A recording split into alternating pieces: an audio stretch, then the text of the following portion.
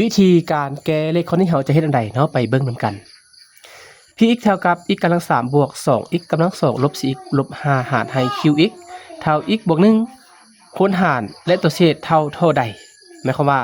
เอาพหุพจน์ px ซึ่งเป็นพหุพจน์ขั้น3เนาะสังเกตกำลังง่ายสุดของมันเลข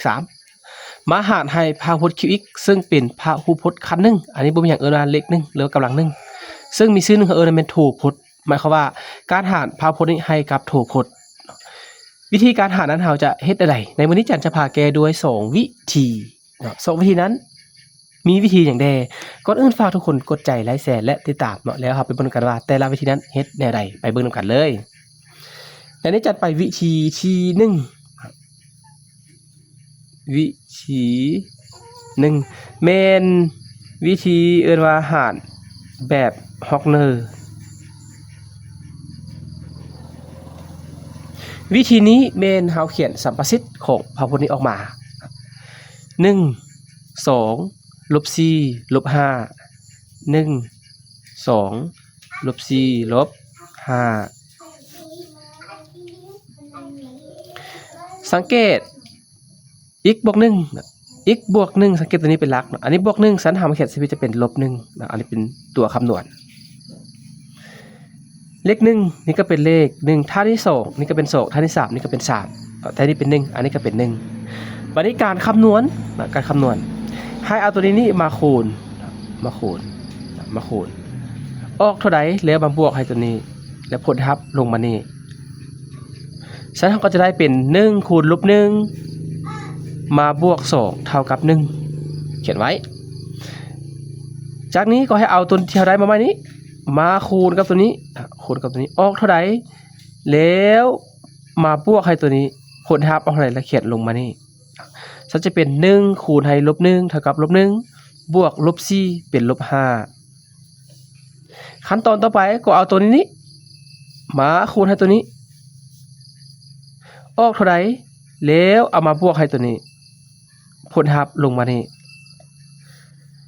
ลบ5คูณให้ลบ1เท่ากับ5หรือว่าเท่ากับบวก5แล้วมาบวกให้ลบ5ตัวนี้นี่จะเท่ากับ0หมายความตัวนี้เท่ากับ0ดังนั้นเราสรุปเอาได้เลยสลับผลได้ครับแล้วก็ตัวเศษในเลขคนนี้อันที่1แม่นผลหาร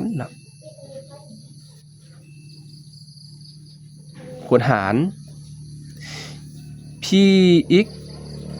หารให้ qx นี่แม่นเท่ากับเฮาสังเกตอันนี้เลย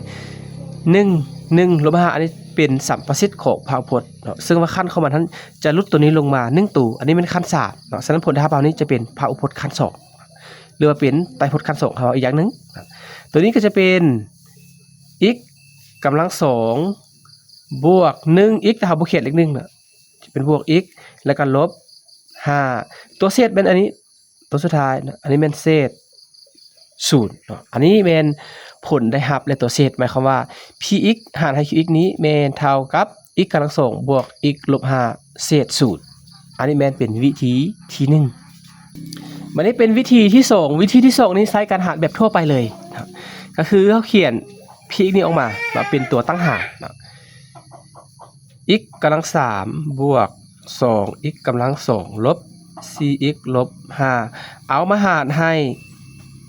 x บวก1ก็คือ qx เริ่มต้นจากการสังเกตว่าเฮ็ดอะไรให้ x กำลัง3อีกเมื่อไปในขั้นตอนที่1เฮามีแล้วแม่น x กำลัง1ในทางฝั่งนี้ฉะนั้นเฮาก็จะเอาเป็น x กำลัง2 x กำลัง2คูณ x เป็น x กำลัง3 x กำลัง2คูณให้บวก1ก็จะเป็นบวก x กำลัง2เวลาให้กลับมาลบกัน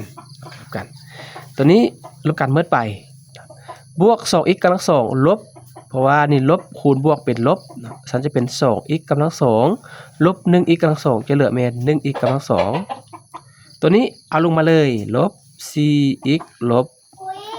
5ขั้นตอนต่อไปเขาขึ้นต่อไปว่าเฮ็ดได้ให้ตัวนี้นี่มันเมื่อไป x กำลัง2เมื่อไปฉะนั้นเฮาสังเกตว่านี่เป็น 1x บวก1ฉันนี่ก็ต้องเป็นบวก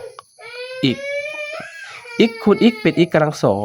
2 x คูณให้บวก1ก็จะเป็นบวก x เอามาลบกันตัวนี้เมื่อไป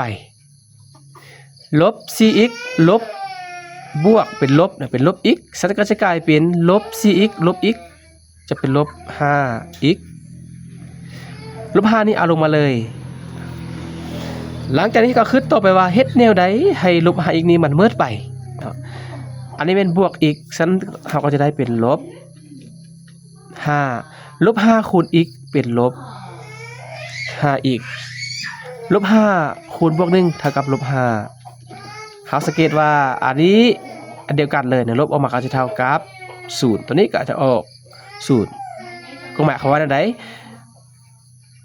หารขาดเนาะสมเทียบเพราะว่าเศษ0นี่ฉะนั้นอันนี้แม่นหมายถึงผลได้รับก็คือ x กำลังสองบวก x ลบ5ตัวเศษละแม่น0ดังนั้นคำตอบ p x หารให้ q x แม่นเท่ากับผลหารออก x กำลังสองบวก x ลบ5ตัวเศษแม่น0เขาสังเกตว่า2วิธีนี้คำตอบออกคือกันเป๊ะเลยเนาะฉะนั้นน้องเห็นเท่านั้นสามารถใช้วิธีใดก็ได้แล้วแต่เนาะความถนัดของตัวเองวิธีใดง่ายวิธีใดสั้นเข้าใจดีเอาวิธีนั้นไปนำใช้ท่านที่ฝากทุกคนกดใจไลค์แชร์และติดตามแล้วเราพบกันใหม่อยู่ในคลิปต่อไป